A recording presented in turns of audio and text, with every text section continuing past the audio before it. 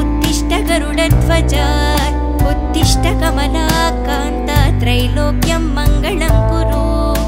उत्तिष्ठोत्तिष्ठ गोविन्द उत्तिष्ठ गरुडध्वज उत्तिष्ठ कमलाकान्त त्रैलोक्यं मङ्गलं कुरु माता समस्त जगतां मधुकैटभारे वक्षो विहारिणि मनोहर दिव्यमूर्ते श्रीस्वामि निश्रित जनप्रिय दानशीले श्रीवेङ्कटेश दैते तव सुप्रभातमरविन्दलोचने भवतु प्रसन्नमुखचन्द्रमण्डले विधिशङ्करेन्द्रवनिताभिरर्चिते वृषशैलनाथ दैते दयानिधे अत्र्यादिसप्तऋषयस्य मुपास्य सन्ध्याम् आकाशसिन्धुकमलानि मनोहराणि आदाय पादयुगमर्चयितुं प्रपन्नाः शेषाद्रिशेखरविभो तव सुप्रभातम् अत्र्यादिसप्तऋषयस्य मुपास्य सन्ध्याम् आकाशसिन्धुकमलानि मनोहराणि आदाय पादयुगमर्चयितुं प्रपन्नाः शेषाद्रिशेखरविभो तव सुप्रभातम् पञ्चाननाब्ज भव षण्मुखवासवाद्याः त्रैविक्रमादिचरितं विबुधास्तुवन्ति भाषाः पटिः पठति वासरशुद्धिमारात् शेषाद्रिशेखरविभो तव सुप्रभातम्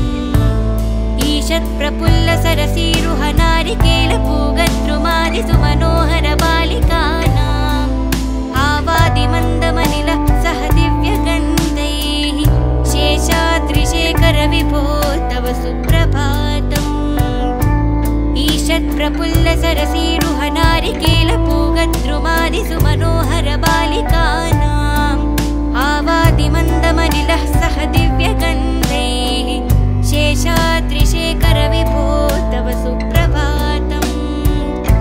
उन्मील्यनेत्रयुगमुत्तमपञ्जरस्ताः पात्रावशिष्टकदलीफलपायसानि भुक्त्वा सलीलमथकेलिसुखः पठन्ति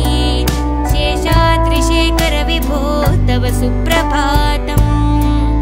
तन्त्री प्रकर्षमधुरस्वनया विपञ्च गायत्यनन्दचरितं तव नारदोऽपि भाषा समग्रमसकृत्करचारुरम्यं शेषाद्रिशेखरविभो तव सुप्रभातम् तन्त्री प्रकर्षमधुरस्वनया विपञ्च गायत्यनन्दचरितं तव नारदोऽपि भाषा समग्रमसकृत्करचारुरम्यं शेषाद्रिशेखरविभो तव सुप्रभातम् भृङ्गावली च मकरन्दरसानुविद्धचङ्कारगीतनिनदैः सह सेवनाय निर्यत्युपान्तसरसी कमलादरोभ्याः शेषाद्रिशेखरविभो तव सुप्रभातम् भृङ्गावली च मकरन्दरसानुविद्धचङ्कारगीतनिनदैः सह सेवनाय निर्यत्युपान्तसरसी कमलोदरेभ्यः शेषाद्रिशेखरविभो तव सुप्रभातम् योषागणेन वरदानि विमत्यमानि घोषालयेषु दधिमन्तनतीव्रघोषाः रोषात् कलीं विदते ककुपश्च कुम्भाः शेषाद्रिशेखरविभो तव सुप्रभातम् पद्मेशमित्रशतपत्रकताळिवर्गाः हर्तुं श्रियं कुवलयस्य निजाङ्गलक्ष्म्या भेरीनिनादमिव बिभ्रति तीव्रनादम् शेषाद्रिशेखरविभो तव सुप्रभातम् श्रीमन्नभीष्टवरदाखिललोकबन्धो श्रीश्रीनिवास जगदैकदयैकसिन्धो श्रीदेवतागृहभुजान्तरदिव्यमूर्ते श्रीवेङ्कटाचलपते तव सुप्रभातम् श्रीमन्नभीष्टवरदाखिललोकबन्धो श्रीश्रीनिवास जगदैकदयैकसिन्धो श्रीदेवतागृहभुजान्तरदिव्यमूर्ते श्रीवेङ्कटाचलपते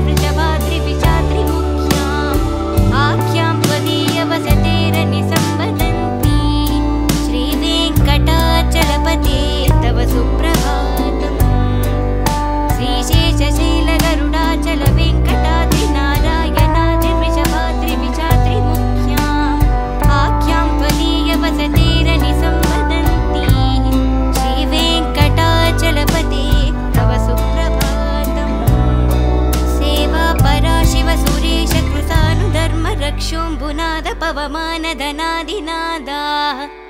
बद्धाञ्जलि प्रवलिसन्निजशीर्षदेशाः श्रीवेङ्कटाचलपते तव सुप्रभातम् ताटीचुते विहकराज मृगादिराज नागादिराज गजराज हयादिराजाः सस्वाधिकार महिमाधिकमर्दयन्ते श्रीवेङ्कटाचलपते तव सुप्रभातम् सूर्येन्दुभौमबुधवाक्पति काव्यसौरी स्वर्भानुगेति विशत्प्रतिशत्प्रदानाः बद्धा सदा सचरमा विददा सदासाः श्रीवेङ्कटाचलपते तव सुप्रभातम् त्वत्पादधूलिभरितस्फुटितोत्तमाङ्गाः स्वर्गापवर्गनिरपेक्षनिजान्तरङ्गाः कल्पागमाकरनयः कुलतं लभन्ते श्रीवेङ्कटाचलपते तव सुप्रभातम् त्वद्गोपुराङ्गशिखराणि निरीक्षमानाः स्वर्गापवर्गपदवीं परमां शयन्ताः मर्त्या मनुष्यभुवने मतिमर्शयन्ते श्रीवेङ्कटाचलपते तव सुप्रभातम् श्रीभूविनायकदयादिगुणामृताब्धे देवादिदेव जगदेकशरण्यमूर्ते श्रीमन्ननन्तगरुडादिभिरर्चिताङ्ग्रे श्रीवेङ्कटाचलपते तव सुप्रभातम् श्रीपद्मनाभपुरुषोत्तम वासुदेव वैकुण्ठमाधव जनार्दन चक्रपाणि श्रीवत्सचिह्न शरणागत पारिजात श्रीवेङ्कटाचलपते तव सुप्रभातम् श्रीपद्मनाभपुरुषोत्तम वासुदेव वैकुण्ठमाधव जनार्दन चक्रपाणि श्रीवत्सचिह्न शरणागत पारिजात श्रीवेङ्कटाचलपते तव सुप्रभातम् कन्दर्पदर्पहर सुन्दर दिव्यमूर्ते कान्ताकुचाम्बुरुह कुट्मललोलदृष्टे कल्याण निर्मल गुणाकर दिव्यकीर्ते श्रीवेङ्कटाचलपते तव सुप्रभातम् मीनाकृते कमटकोल नृसिंहवर्णिन् स्वामिन् परश्वत तपोदन रामचन्द्र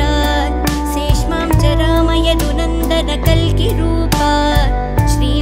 श्रीवेङ्कटाचलपते तव सुप्रभातम्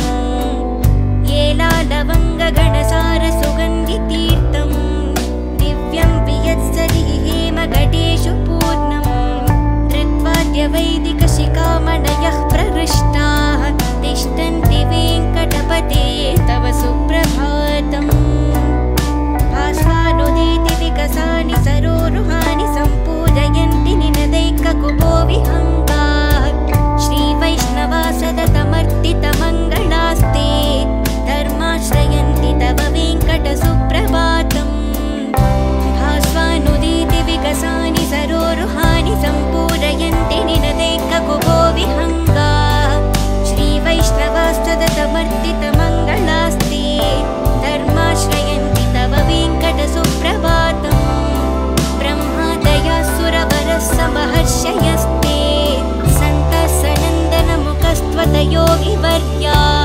दामोऽन्तिके तव हि मङ्गलवस्तु हस्ताः श्रीवेङ्कटाचलपते तव सुप्रभातम्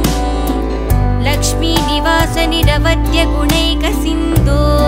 संसारसागर समुद्धरणैकसेतो वेदान्तवेद्य निज वैभव भक्तभोग्या श्रीवेङ्कटाचलपते तव सुप्रभातम्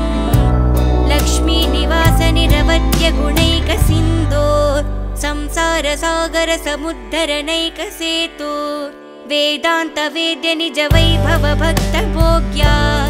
श्रीवेङ्कटाचलपते तव सुप्रभातम् इत्थं वृषाचलपटे इह सुप्रभातम् ये मानवः प्रतिदिनं पठितुं प्रवृत्ताः तेषां प्रभातसमये स्मृताङ्गभाजां प्रज्ञां परार्थसुलभां परमां प्रसूते इत्थं वृषाचलपटे इह सुप्रभातम् ये मानव बहवः प्रतिदिनं पठितुं प्रवृत्ताः तेषां प्रभातसमये स्फुरिताङ्गभाजां प्रज्ञां परार्थसुलभां परमां प्रसूते कमलाकुचूचुककुङ्कुमतो नियतारुणितातुलनीलतनु कमलायतलोचनलोकपते विजयी भव वेङ्कटशैलपते कमलाकुचूचुककुङ्कुमतो नियतारुणितातुलनीलतनु कमलायतलोचनलोकपते विजयी भव वेङ्कटशैलपते स चतुर्मुख षण्मुख पञ्चमुख प्रमुखा किल दैवतमौलिमने शरणागतवत्सलसारनिधे परिपालय मां वृषशैलपते स चतुर्मुख षण्मुख पञ्चमुख प्रमुखा किल दैवतमौलिमने शरणागतवत्सलसारनिधे परिपालय मां वृषशैलपते अतिवेलतया तव दुर्विषहैरनुवेलकृतैरपराधसतै परितं त्वरितं वृषशैलपते परया कृपया परिपाहि हरे अतिवेलतया तव दुर्विषहैरनुवेलकृतैरपराधसतै परितं त्वरितं वृषशैलपते परया कृपया परिपाहि हरि अधिवेङ्कटशैलमुदारमतेर्जनताभिमिताधिकदानरतात् परदेवतया गतितन्निगमैकमलादयितान्न परं कलये अधिवेङ्कटशैलमुदारमतेर्जनताभिमिताधिकदानरतात् परदेवतया गतितन्निगमैकमलादयितान्न परं कलये अभिरामगुणाकरदासरते जगदेकधनुर्धनधीरमते रघुनायक राम रमेश विभो वरदो भवदेवदया जलदे अभिरामगुणाकरदासरते जगदेकधनुर्धरधीरमते रघुनायक राम रमेश विभो वरदो भवदेवदया जलदे अवनीतनया कमनीयकरं रजनीचरचारुमुखाम्बुरुहं रजनीचरराजतमोमिहिरं महनीयमहं रघुराममये अवनीतनया कमनीयकरं रजनीचरचारुमुखाम्बुरुहं रजनीचरराजतमोमिहिरं महनीयमहं रघुराममये सुमुखं सुहृदं सुलभं सुखदं स्वनुजं च सुखाय ममोगसरम् अपहाय रघुत्वहमन्यमहं न कथञ्चन कञ्चन जातु भजे सुमुखं सुहृदं सुलभं सुखदं स्वनुजं च सुखाय ममोगसरम् अपहाय रघुत्वहमन्यमहं न कथञ्चन कञ्चन जातु भजे विना वेङ्कटेशं ननादो ननादः सदा वेङ्कटेशं स्मरामि स्मरामि हरे वेङ्कटेश प्रसीद प्रसीद प्रियं वेङ्कटेश प्रयच्छ प्रयच्छ अहं दूरदस्ते पदाम्बोजयुग्म प्रणामे च यागत्य सेवां करोमि सकृत्सेवया नित्यसेवाफलं त्वं प्रयच्छ प्रयच्छ प्रभो वेङ्कटेश अज्ञानिनां मया दोषान् अशेषान् विहितान् हरे क्षमस्वत्वं क्षमस्वत्वं शेषशैलशिखामणि अज्ञानिनां मया दोषान् अशेषान् विहितान् हरे क्षमस्वत्वं क्षमस्वत्वं शेषशैलशिखामणि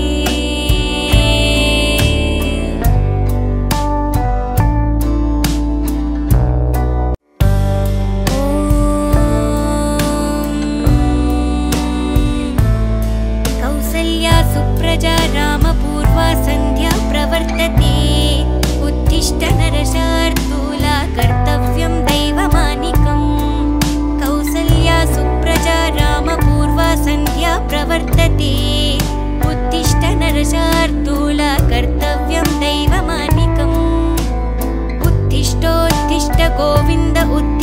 गरुडध्वज उत्तिष्ठ कमलाकान्त त्रैलोक्यं मङ्गलं कुरु उत्तिष्ठोत्तिष्ठ गोविन्द उत्तिष्ठ गरुडध्वज उत्तिष्ठ कमलाकान्त त्रैलोक्यं मङ्गलं कुरु माता समस्त जगतां मधुकैटभारे वक्षो विहारिणि मनोहर दिव्यमूर्ते श्रीस्वामिनि श्रित जनप्रियदानशीले श्रीवेङ्कटेश दैते तव सुप्रभातमरविन्दलोचने भवतु प्रसन्नमुखचन्द्रमण्डले विधिशङ्करेन्द्रवनिताभिरर्चिते वृषशैलनाथ दैते दयानिधे अत्र्यादिसप्तऋषयस्यमुपास्य सन्ध्याम् आकाशसिन्धुकमलानि मनोहराणि आदाय पादयुगमर्चयितुं प्रपन्ना शेषाद्रिशेखरविभो तव सुप्रभातम् अत्र्यादिसप्तऋषयस्यमुपास्य सन्ध्याम्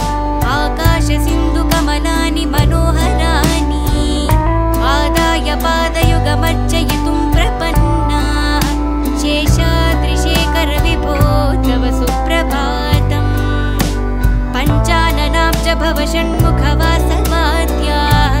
त्रैविक्रमादिचरितं विबुधास्तुवन्ति भाषाः पटिः पठति वासरशुद्धिमारात् शेषाद्रिशेखरविभो तव सुप्रभातम्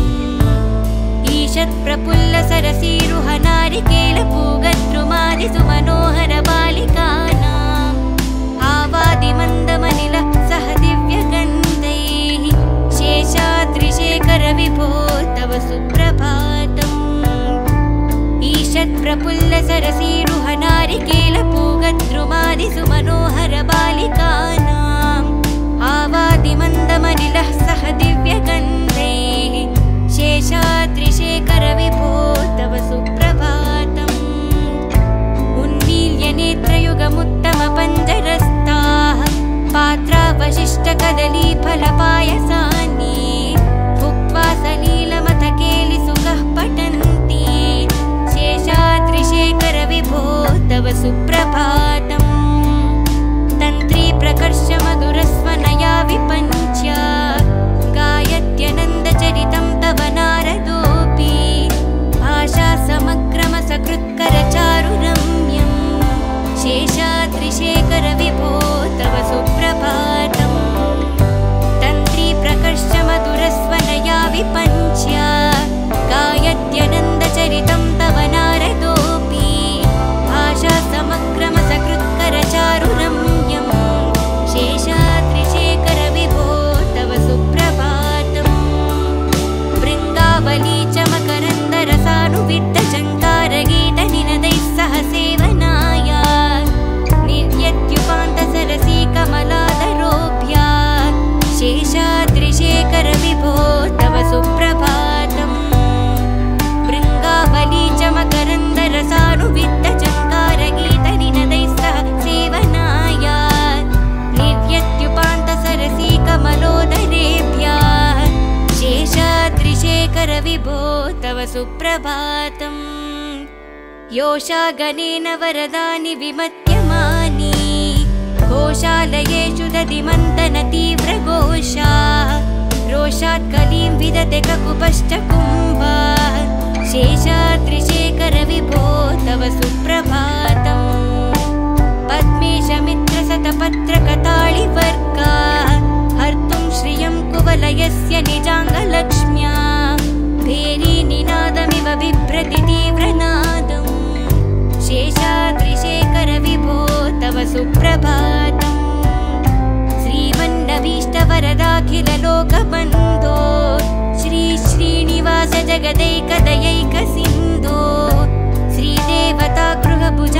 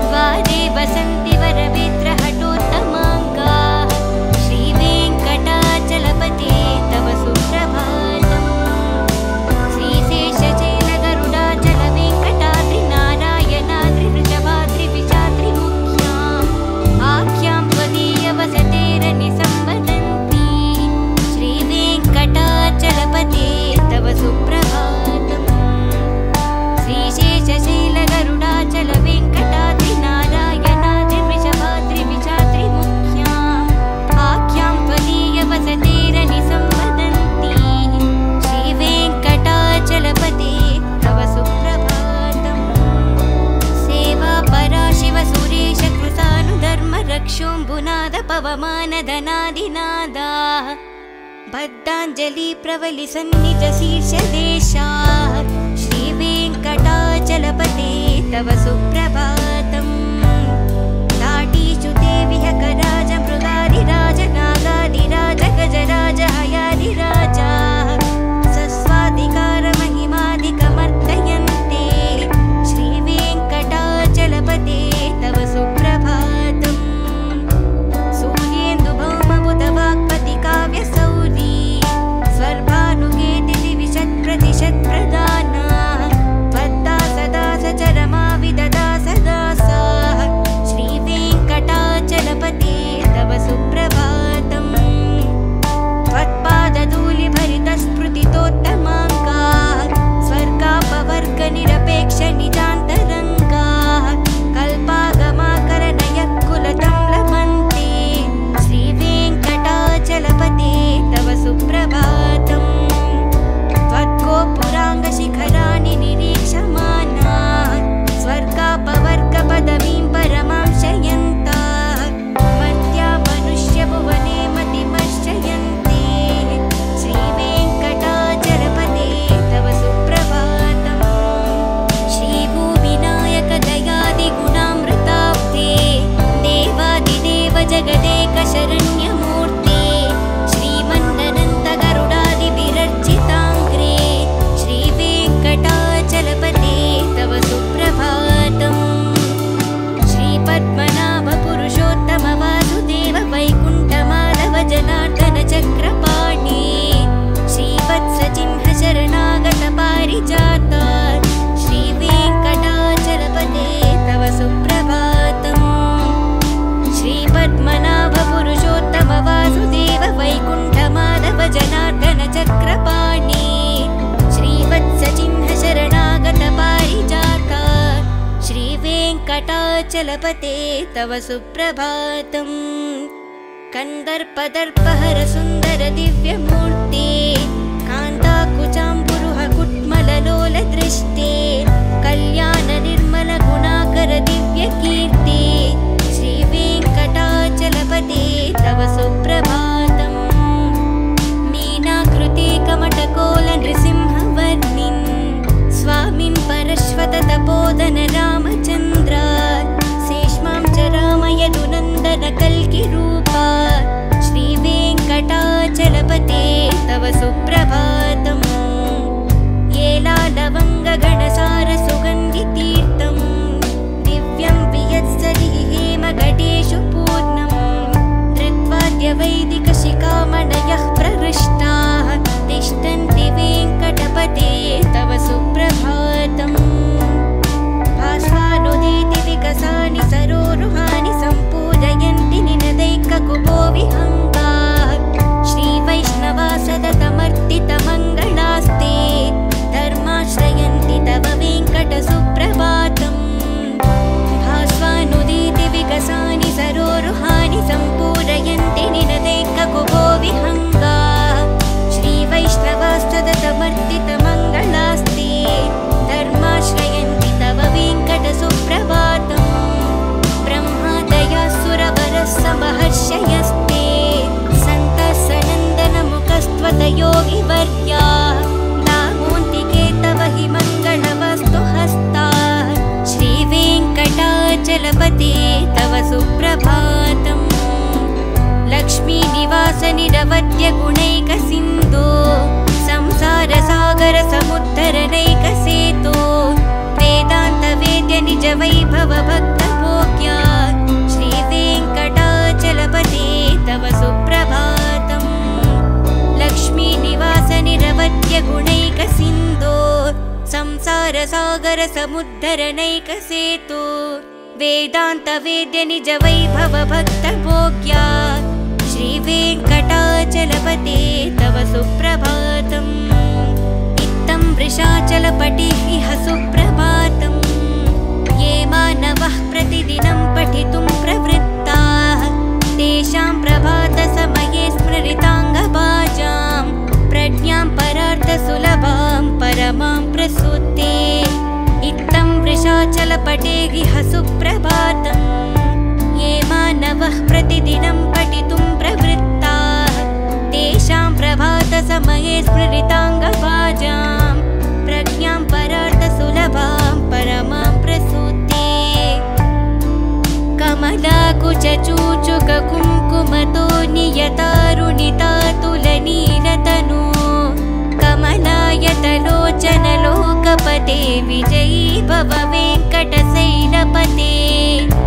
कमलाकुचूचुककुङ्कुमतो नियतारुणितातुलनीलतनु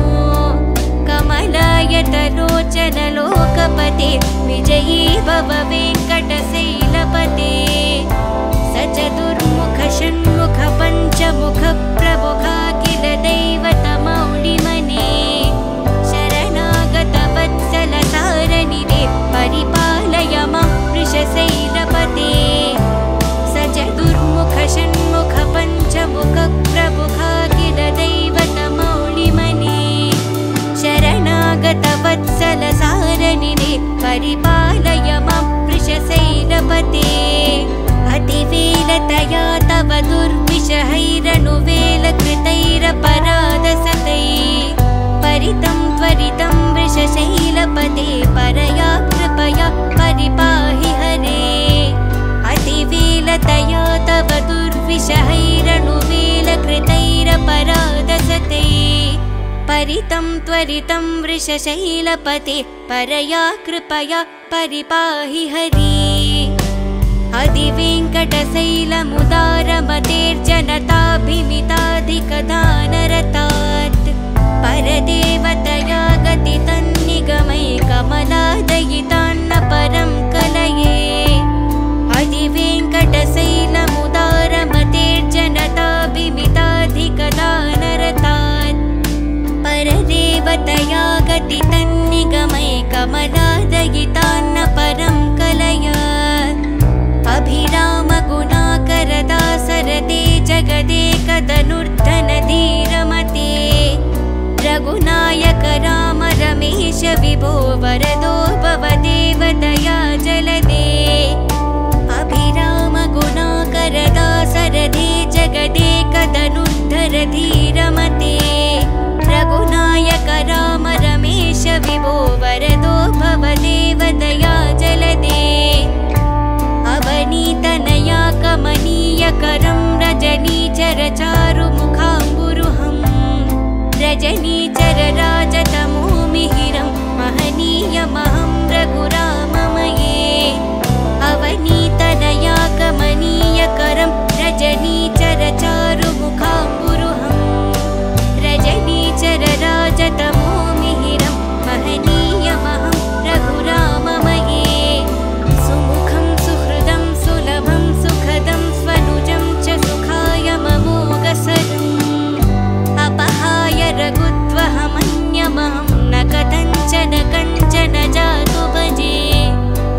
सुमुखं सुहृदं सुलभं सुखदं स्वनुजं च सुखाय ममोगसरम् अपहाय रघुत्वहमन्यमहं न कथञ्चन कञ्चन जातु भजे विना वेङ्कटेशं ननादो ननादः सदा वेङ्कटेशं स्मरामि स्मरामि हरे वेङ्कटेश प्रसीद प्रसीद प्रियं वेङ्कटेश प्रयच्छ प्रयच्छ अहं दूरदस्ते पदाम्बोजयुग्म प्रणामे च यागत्य सेवां करोमि सकृत्सेवया नित्यसेवाफलं त्वं प्रयच्छ प्रयच्छ प्रभो वेङ्कटेश अज्ञानिनां मया दोषान् अशेषान् विहितान् हरे क्षमस्वत्वं क्षमस्वत्वं शेषशैल